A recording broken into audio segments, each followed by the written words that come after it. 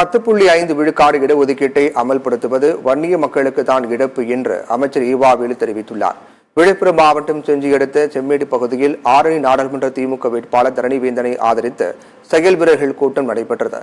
இதில் கலந்து கொண்டு பேசிய அமைச்சர் ஈவாவேலு, நாடாளுமன்ற தேர்தல் ஜனநாயகம் மற்றும் பாசிசத்திற்கு இடையே நடக்கும் போர் என்று கூறினார்.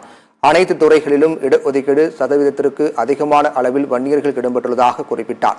எனவே 10.5 விழுக்காடு இடஒதுக்கீடு அமல்படுத்தப்பட்டால் அது வன்னியர்களுக்கு இழப்பை தான் ஏற்படுத்தும் என்று அமைச்சர் ஈவாவேலு தெரிவித்தார்.